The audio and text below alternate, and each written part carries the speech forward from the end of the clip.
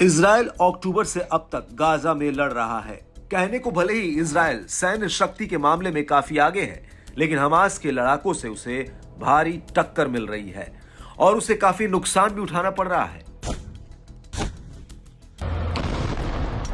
मंगलवार को ही गाजा में एक हमले में 10 इजरायली सैनिक मारे गए।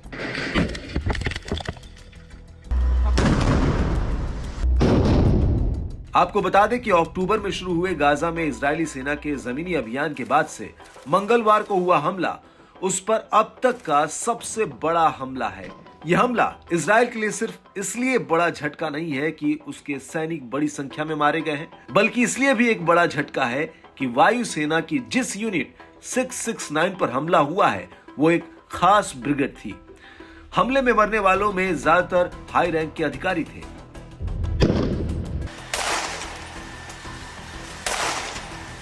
इस हमले के साथ ही जमीनी हमले में मरने वाले इजरायली सैनिकों की संख्या 115 हो गई है।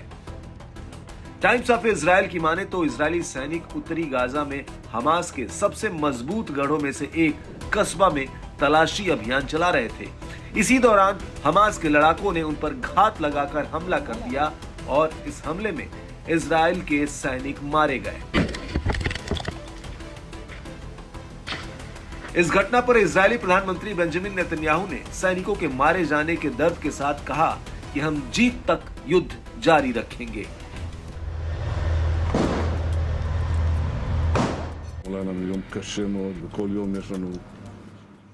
कल हमारा दिन काफी मुश्किल भरा था और हर दिन हमारे पास बेशकीमती युवा होते हैं, इजराइल के सच्चे नायक।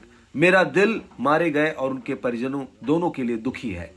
हम जानते हैं कि उनका जीवन बदल गया है, लेकिन बावजूद इसके मैं स्पष्ट रूप से बताना चाहता हूं कि मैंने अभी मैदान में कमांडर से क्या कहा।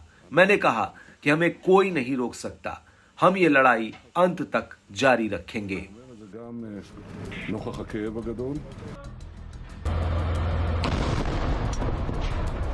नेतन्याहू की बात से ये तो साफ हो गया है कि इजराइल युद्ध रोकने के मूड में बिल्कुल भी नहीं है, जबकि इजराइल पर गाजा में युद्ध रोकने का अंतर्राष्ट्रीय दबाव है।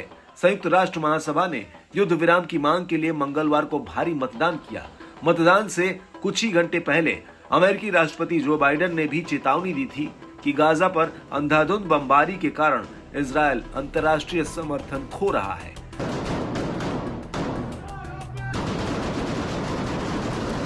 इजराइल हमास युद्ध में गाजा के भी अब तक 18,000 से अधिक लोग मारे गए हैं।